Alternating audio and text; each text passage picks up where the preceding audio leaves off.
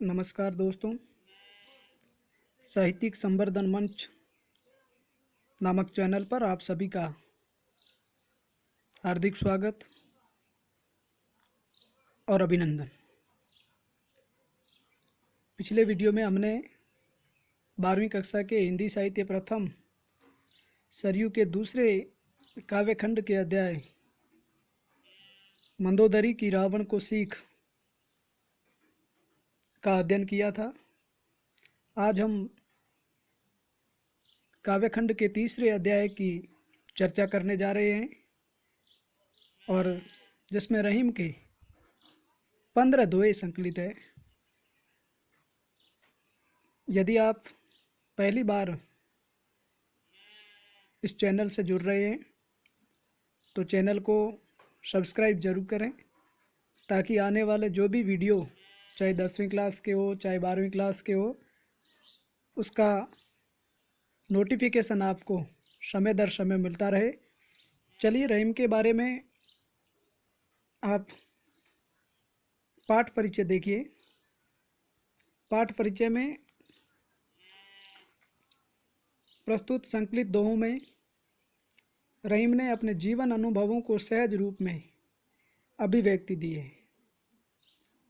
रहीम ने अपने जीवन के अनुभव, हर व्यक्ति के अपने अपने जीवन के अनुभव होते हैं और रहीमदास ने भी अपने इन 15 दोहों में उन्हीं को जगह दी है, अभिव्यक्त किया है।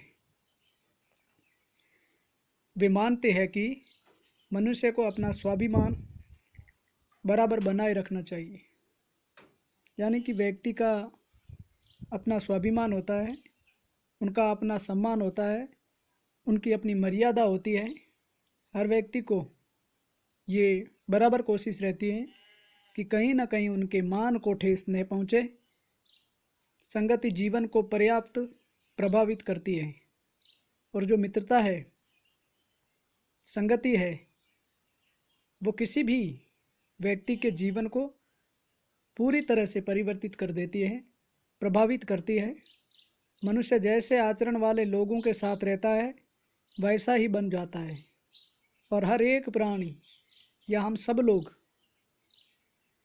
जिस प्रकार का आचरण हमारे मित्र का है या सामने वाले का आचरण है, निश्चित रूप से उसका जो असर है वो हम पर भी पड़ता है और उसी के अनुरूप भी बन जाते हैं। लेकिन जो उत्तम प्रकृति के होते हैं उन पर बुरे लोगों का प्रभाव वैसे ही नहीं पड़ता है जैसे चंदन के वृक्ष पर सांप लिपटे रहने पर भी चंदन अपनी सुगंधी नहीं छोड़ता है। और दूसरा ये भी बताया गया है कि जो उत्तम प्रकृति के लोग हैं, जिनके विचार उच्च कोटि के हैं, उन पर संगति और कुसंगति का असर नहीं पड़ता है। क्योंकि एक उदाहरण के माध्यम से समझाने का प्रयास रहीम ने अपने इन दोहों में किया है कि चंदन के वृक्ष जो है उस पर या उसके चारों ओर जहरीले सांप लिपटे रहते हैं के बावजूद भी सांपों के जहर का असर चंदन पर नहीं पड़ता है। रहीम ने यह भी बताया कि विपरीत स्वभाव के लोग एक साथ परस्पर सद्भाव से नहीं रह सकते और दोनों की अगर प्रकृति अलग है, उनका स्वभाव अलग है, तो वो दोनों एक साथ रह नहीं सकते। रहीम इस बात पर जोर देते हैं कि मनुष्य को प्रेम भाव बनाए रखना चाहिए। हर व्यक्ति को, हर प्राणी को प्रेम भाव से रहना चाहिए या प्रेम भाव को बरकरार रखना चाहिए। ऐसा हमारे इस अध्याय के कविवर रहीमदास या अब्दुल रहीम खान खाना कल्पना करते हैं। तथा पेड़ पौधों की तरह दानशील प्रवृत्ति रखनी चाहिए। मनुष्य को दुष्ट प्रकृति के लोगों से मित्रता और शत्रुता दोनों प्रकार के संबंध नहीं रखने चाहिए। जिनकी प्रकृति दुष्ट हो या जो नीच कोटि का या नीच किस्म का व्यक्ति हो, उनसे न तो बैर रखना चाहिए और न ही मित्रता रखनी चाहिए। वस्तुतः रहीम के दोहे जीवन की पाठशाला है जिनमें धर्म, नीति, व्यवहार, राजनीति आदि जीवन उपयोगी विषय अभिव्यक्त हुए हैं। तो इस प्रकार से ये हमारा इस अध्याय का पाठ परिचय हो गया। और इसमें रहीमदास के उनकी कृति या रचना रहीम दुआवली है, उनमें से 15 दोहे अवतरित है। हम उन्हीं 15 दोहों की चर्चा करने वाले हैं। अब आप चलिए जो 15 दोहे हैं उनमें पहला दोहा है उसकी चर्चा करते हैं। इसमें देखें,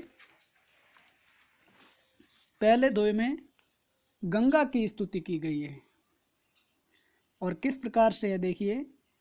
अच्युत चरण तरम गिनी, शिव सिर माल ति माल, हरि ने बनाओ सुर सरी, कीजो इंदव भाल।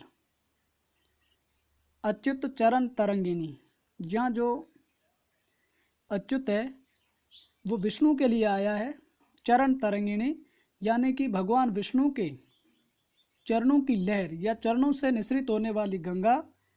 और दूसरी बात, शिव सिर माल ति माल, और शिव के गले से या माला की तरह सुशोभित होने वाली शिव की जटाओं से निसृत होने वाली गंगा, उन्हीं की स्तुति कर रहे हैं, उन्हीं की प्रार्थना करते हुए कहते हैं कि हरि ने बनाओ सुर सरी। वो कहती है मुझे, रहीमदास कहते हैं मुझे विष्णु मत बनाओ। क्यों? क्योंकि उनके चरणों से गंगा निकलती है। जबकि रहीमदास कहते हैं कि मुझे तो की जो इंदव भाल, मुझे वही कीजिए जो ललाट पर या उनके जटाओं से, शिव के जटाओं से जहाँ गंगा निसृत होती है, तो मैं गंगा को सर पर धारण करना चाहता हूँ। इसलिए वो इंदव भाल की बात कहते हैं। इंदव चंद्रमा को कहते हैं और भाल या ललाट को कहते हैं। शिव के संदर्भ में प्रयुक्त हुआ है। तो पहला जो आपका दुआ है इसमें गंगा की स्तुति की गई है और मोटे रूप में देखा जाए तो सामान्य है, इसमें अनुप्रास अलंकार का प्रयोग हुआ है। दूसरा पद देखिए, अमी पियावत मान बिनु, रहीमन मोई न सुआए, मान सहित मरीबो भलो, जो बिस दे बुलाए।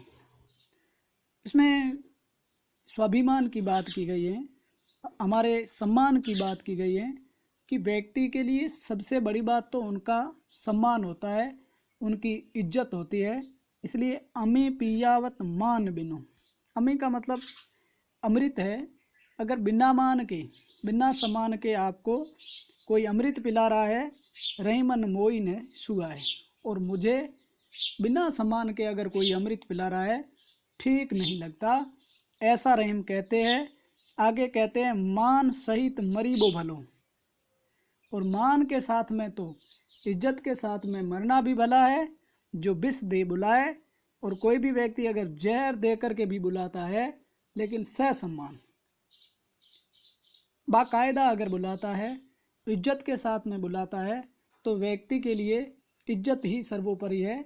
तो आपका जो दूसरा दुआ है इसमें व्यक्ति के या हर इंसान के स्वाभिमान, उनके सम्मान के संदर्भ में कहा गया है कि व्यक्ति सम्मान के लिए जीता है, और जहाँ व्यक्ति का सम्मान होता है वही व्यक्ति के लिए सर्वोपरि होता है। तो आपका दूसरा दुआ पूरा हो गया। तीसरा रहीम का दुआ जो काफ़ी चर्चित भी रहता है कि कदली सीप भुजंग मुख, स्वाति एक गुण तीन, जैसी संगति बैठिए तैसो ही फल दीन। इसमें देखिए कि कदली सीप भुजंग मुख, स्वाति एक गुण तीन, जैसी संगति बैठिए तैसो ही फल दें। यानी कि हम जैसी संगति में बैठेंगे, जिस प्रकार के लोगों से हम मेल मिलाप रखेंगे, हमारा व्यवहार भी उन्हीं लोगों के जैसा हो जाएगा। और इसलिए तो उन्होंने क्या कहा है कि कदली सीप भुजंग मुख। कदली का मतलब होता है केला, सीप जो समुद्र में सीपियाँ निकलती है, और भुजंग सांप को या सर्प को कहते हैं, केला को कहते हैं, सीपी को कहते हैं, भुजंग सांप को कहते हैं। स्वाति एक गुण तीन। देखिए एक नक्षत्र का नाम है स्वाति, और कहते हैं कि स्वाति नक्षत्र की बूंद एक ही है, और अगर वो केले पर पड़ती है तो वही केला कपूर बन जाता है, या केले के बीज पर पड़ जाए तो वो कपूर का रूप धारण कर देते हैं। समुद्र के अंदर सीपियाँ होती है, और स्वाति नक्षत्र की बूंद अगर किसी भी सीपी पर बढ़ जाती है तो वो सीपी मोती बन जाता है, और अगर किसी सांप के मुख में पड़ जाती है तो वो जहर का रूप धारण कर लेती है। तो साथियों देखिए, बूंद एक ही है, स्वाति नक्षत्र की बूंद, लेकिन अलग अलग संगति के कारण उनका प्रभाव या असर अलग है। इसलिए जैसी संगति बैठिए तैसो ही फल दीन। जैसी हम संगति में बैठेंगे हमें वैसा ही फल प्राप्त होगा।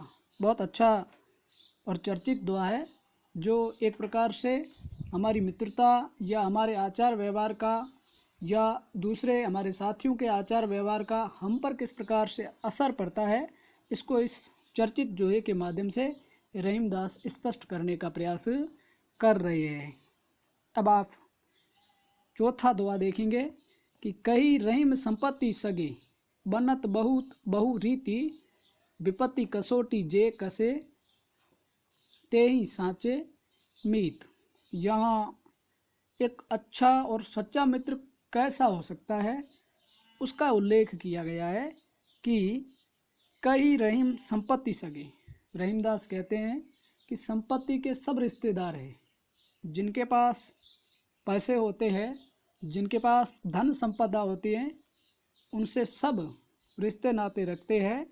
बनत बहु रीति, और उनसे कई तरीके से कई अलग अलग दृष्टिकोण से संबंध स्थापित करते हैं, उनसे बना करके रखते हैं, क्योंकि उनके पास में पैसा है, उनके पास में संसाधन है।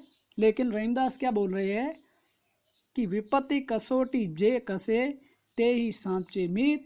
और विपत्ति यानी कि मुसीबत, किसी तकलीफ़ में कोई साथ आता है, किसी विपरीत परिस्थिति में अगर मददगार होता है, ते ही सांचे मीत। और वो क्या होते हैं? सांचे मीत। मीत का अर्थ मित्र होता है, कि मित्र वो है जो मुश्किल से मुश्किल स्थिति में या विपरीत परिस्थिति में, जब पूरी तरह से हम एक प्रकार से पिछड़ जाएं और हमारा मित्र हमारे हाथ पर हाथ धर करके या कंधे पर हाथ धर करके और हमें आगे चलने को प्रेरित करें, उसे मित्र कहा जाता है। यानी कि इसमें मित्र वही बताया गया है जो विपरीत परिस्थितियों में हमारी मदद करें। अब आप आगे देखें, इसमें पांचवा जो दुआ है, इसमें आपके ये हमारा संसार है जो स्वार्थ पर टिका हुआ है, इस चीज़ का उल्लेख किया है कि काज परे कछु और है, काज सरे कछु और, रैमन भंवरी के भय नदी सिरावत मऊर। अब देखिए, काज परे कछु और है, हमारा अगर काम पड़ता है तो हम कुछ और व्यवहार करते हैं, और आगे काज सरे कछु और है, और जब हमारा काम निकल जाता है, किसी से हमारा काम था और वो काम हमारा निकल गया, उसके बाद में हम अलग व्यवहार रखते हैं, और जब हम काम होता है तो उस व्यक्ति की खूब सारी चाटुकारिता करते हैं, खुशामद करते हैं, और ज्यों ही हमारा काम निकल गया हमारा व्यवहार एकदम विपरीत हो जाता है। इसलिए रहीमदास कहते हैं कि रैमन भंवरी के भय नदी सिरावत मूर। शादी के समय भंवरी फेरे को कहते हैं, शादी के समय जो फेरे खाए जाते हैं, चंवरी आप कहते हैं, उसमें जो नदी सिरावत मोर मुकुट दूल्हे और दुल्हन को पहनाया जाता है, उसकी उस समय तो बहुत ज़्यादा कीमत होती है, क्योंकि शादी के समय या चंवरी के समय वो मुकुट तो पहना लिया जाता है, लेकिन फिर क्या करते हैं, नदी सिरावत मोर, और जो ही उनका काम निकल जाता है तो उनको व्यर्थ या नदी के पानी में फेंक दिया जाता है। कहने का आशय, पहले उनका औचित्य था, उनकी वैल्यू थी, उनकी कीमत थी, और जब अब कीमत नहीं रही तो उसको फेंक दिया जाता है। इसलिए हम भी व्यवहार ऐसा ही करते हैं कि काम पड़ने पर हमारा व्यवहार और काम निकल जाने पर हमारा व्यवहार, दोनों को अगर तराजू के पलड़े पर देखा जाए तो बहुत बड़ा फर्क देखने को मिलता है। इस दोहे के माध्यम से स्पष्ट करने का प्रयास भी किया गया है और साथ साथ में इसमें दृष्टांत अलंकार का भी प्रयोग हुआ है कि शादी के मुकुट को दृष्टांत के रूप में प्रस्तुत कर पहली बात को सिद्ध करने का प्रयास रहीम ने अपने इस दोहे में किया है। अब आपका छठा दोहा जो है उसको देखें। खैर खून खांसी खुशी, बेर प्रीति मदपान, रहीमन दाबे ना दबें, जानत सकल जहान। ये कुछ चीज़ें ऐसी है, रहीमदास कहते हैं उनको हम दबाने की भी कोशिश करें तो वो दबती नहीं है बल्कि वो दिख ही जाती है। जैसे खैर, खैर का मतलब होता है कुशलता। अगर कोई ज़्यादा ही खुश है तो हम उनके चेहरे के हाव भाव से पहचान सकते हैं कि इनके चेहरे पर प्रसन्नता झलक रही है। या फिर खून, अगर आप किसी की हत्या करते हो, किसी की मार काट करते हैं, वो भी छुपाए छुपता नहीं है। खांसी, किसी को खांसी होती है उसको भी हम छुपा नहीं सकते। या फिर आगे खुशी, अगर कोई प्रसन्नता है, अच्छा संदेश है, उसको भी छुपाया नहीं जा सकता। बेर प्रीति, मित्रता और शत्रुता, या फिर एक अलग अर्थ जो बहुत कम देखने को मिलता है, बेर स्त्री को भी कहा जाता है। बेर प्रीति यानी कि अगर पर स्त्री से हमारा प्रेम है तो भी। और मद्यपान, या किसी ने मद्यपान करके रखा है, नशा करके रखा है, रहीमन दाबे ना दबें। और रहीमदास कहते हैं ये सारी चीज़ें दबाने के बावजूद भी नहीं दबती है। जानत सकल जहान, और सारा संसार इस चीज़ को जानता है। जान संसार को कहा जाता है। और बाकी जो इसमें चीज़ें आई जिसकी हमने चर्चा की, ब्रज भाषा का प्रयोग कर रहे हैं रहीमदास, बहुत सामान्य सामान्य अर्थ उठा करके, और हमारे जन परिवेश का चित्रण किस प्रकार से किया है उसमें ज़्यादा जटिल शब्दावली का प्रयोग रहीम ने अपनी रहीम दुआवली में नहीं किया है। अब आप सातवें दोहे में चलें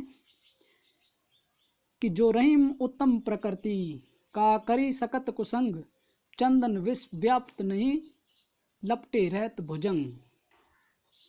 अब इसमें भी मित्रता के संदर्भ में कहा गया है कि अच्छे प्रकृति के लोगों, उत्तम प्रकृति के लोगों पर संगत और कुसंग का असर नहीं पड़ता है।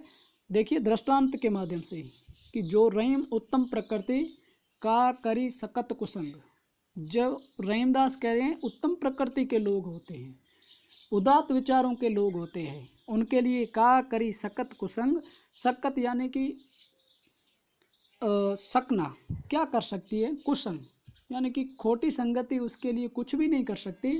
जिनकी प्रकृति, जिनका स्वभाव, जिनकी पृष्ठभूमि भी एकदम उत्तम हो, उज्जवल हो, उनके लिए कोई कुछ नहीं कर सकता। उदाहरण या दृष्टांत के माध्यम से स्पष्ट किया है कि चंदन विष व्याप्त नहीं, लपटे रहते भुजंग। भुजंग सर्प को कहा जाता है कि चंदन का जो वृक्ष होता है उस पर कई सारे सांप लिपटे रहते हैं, लेकिन होता यह है कि उस चंदन पर सांपों के जहर का असर नहीं होता है। इसलिए साथियों, उत्तम प्रकृति के जो लोग हैं उन पर नीच या कुसंग का असर कतई नहीं पड़ता है। चंदन के माध्यम से, चंदन और सांप के माध्यम से रहीमदास ने इसको भी स्पष्ट करने का प्रयास किया है।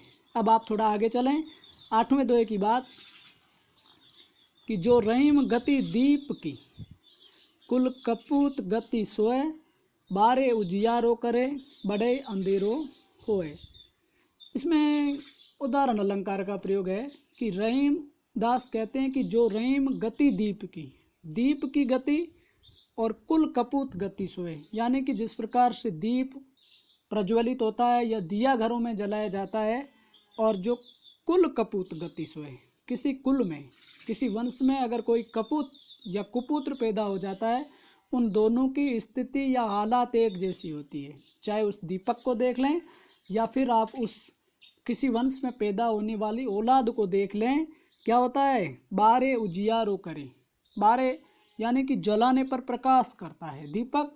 और जब छोटा बच्चा होता है जो कपूत भी हो, लेकिन खुशियाँ तो सबके घर आती है और लोग या घर परिवार वाले प्रसन्नता से एक प्रकार से पूरे परिवार में खुशी की लहर दौड़ जाती है। लेकिन फिर क्या होता है, बड़े अंधेरा हुआ है और ज्यों ज्यों ज्यों दीपक चलता रहता है और उसका जो घी होता है वो पूर्ण हो जाता है, तो फिर अंधेरा छा जाता है। इस प्रकार से कपूत जो होता है वो जैसे जैसे बड़ा होता है अंधकार कर देता है, या फिर यूँ समझें कि उनके जीवन में उनके कुकर्मों का एक प्रकार से पटाक्षेप हो जाता है जैसे जैसे जिस अवस्था में वो बढ़ता है। तो यहाँ एक कपूत व्यक्ति का दीपक के उदाहरण के साथ में समझाने का प्रयोग किया गया है। अब आप अगला देखें, इसमें भी दृष्टांत अलंकार है। मोटे रूप में अनुप्रास, उदाहरण, दृष्टांत, कई जगह रूपक, श्लेष का भी एक जगह प्रयोग होने वाला है जिनकी हम चर्चा करेंगे। और रहीम का वो दुआ सबसे ज़्यादा चर्चित भी रहा है कि नमा आपका दुआ रहीम मन ओछ नरण सू बेर भलो ना प्रीत काट चाटे स्वान के दो भांति विपरीत। रहीमदास कहते हैं कि रहीमन ओछे नरन सो बेर भलो ना प्रीत। जो ओछे लोग हैं, खोटे लोग हैं, जो दुष्ट लोग हैं, उससे न तो बेर रखना चाहिए ना मित्रता रखनी चाहिए, क्योंकि वो निम्न कोटि के हैं, उनका चरित्र ही हीन है। ऐसे लोगों से दोस्ती या दुश्मनी रखने का कोई मतलब नहीं है। क्यों? क्योंकि काटे चाटे स्वान के दो भांति विपरीत। कुत्ता काटे या कुत्ता चाटे या आपकी खुशामद करे, दोनों परिस्थितियों में नुकसान रहता है। चाटने वाला भी कुत्ता कभी काट सकता है। इसलिए जो ओछे प्रकृति के लोग हैं, जिनका व्यवहार ओछा है, उनसे दोस्ती और शत्रुता दोनों रखने में उतना ही नुकसान है, कुत्ते के काटने या चाटने से नुकसान है। इसलिए ओछे व्यक्तियों की संगति से हमें सदैव बच कर के रहना चाहिए। इस दुए के माध्यम से रहीमदास ये कहना चाहते हैं। अब अगला, ये सबसे ज़्यादा चर्चा में है, रूपक अलंकार का प्रयोग इसमें स्पष्ट दृष्टिगत होता है कि रहीमन धागा प्रेम का मत तोड़ो चटकाए टूटे से फिर ना जुड़े जुड़े गांठ पर जाए। रहीमन धागा प्रेम का, रहीमदास कहते हैं कि जो ये प्रेम का धागा है इसको कभी तोड़ना नहीं चाहिए। जिस प्रकार से हम धागा हो चाहे जो भी होता है जिनसे हमारे कपड़े सिलते हो या अन्य काम होता है, उसकी तरह ये प्रेम का धागा भी इसी तरह का है, तोड़ना नहीं चाहिए। अगर तोड़ भी दिया तो क्या होगा, टूटे से फिर ना जुड़े, एक बार टूट गया फिर जुड़ेगा नहीं। और हम अगर जोड़ने की कोशिश करते हैं तो क्या होता है, जुड़े गांठ ही पर जाए, यानी कि जुड़ता है, जोड़ने का प्रयास करने के बाद में वो धागा, प्रेम का धागा, प्रेम रूपी धागा जुड़ तो जाता है लेकिन उसमें गांठ पड़ जाती है। एक प्रकार से मित्रता के बीच में दरार पड़ जाती है, एक प्रकार से खाई पैदा हो जाती है। इसलिए प्रेम के धागे को पूरी हमारी कोशिश रहनी चाहिए कि हम उसको तोड़ें नहीं। मनुष्य सदैव प्रेम पूर्वक व्यवहार करें, जो कि इस यथार्थ जीवन का अंतिम सत्य है। चलें आगे। 11वां दुआ, रहीमन पानी राखिए पानी बिनु पानी सब सून पानी गए ना उबरे मोती मानस चून। अब इसमें देखिए रहीमदास कहते हैं कि पानी को रखना चाहिए। क्यों? क्योंकि बिनु पानी सब सून, और बिना पानी तो सब सूना है, यानी कि बिना पानी तो हमारा जीवन भी असंभव है। जहाँ भी जीवन का या जीवन की संभावनाएं बनी तो पानी से ही तो बनी है। इसलिए पानी को सदैव संभाल करके और बचा करके रखना चाहिए। और होगा क्या, पानी गए ने उबरे, अगर पानी चला गया तो क्या होगा, पानी गए न उबरे मोती मानस चून। मोती मानस चून या पानी में श्लेष अलंकार है, या मोती पर जोड़ करके देखें तो चमक से है, मानुष से देखें तो इज्जत से हैं कि मनुष्य की इज्जत अगर चली जाती है तो मनुष्य का जीवन एक प्रकार से निष्फल हो जाता है। और चूर्ण का मतलब चूर्ण होता है।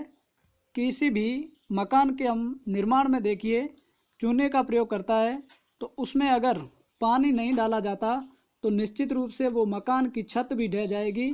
और दूसरा चूर्ण का अर्थ अनाज से लिया जाता है, और उसका अर्थ यह है कि हम अनाज में अगर पानी या पोषक तत्व नहीं डालते हैं तो उसका तकाजा यह रहता है कि वो अनाज भी कुपोषित हो जाता है, जिसका फ़ायदा हमें नहीं मिल पाता है।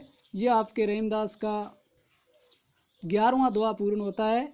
फिर आप आगे देखें, प्रीतम छवि नैनन बसी, पर छवि कहाँ समाए, भरी सराय रहीम लखी, पथिक आप फिर जाए।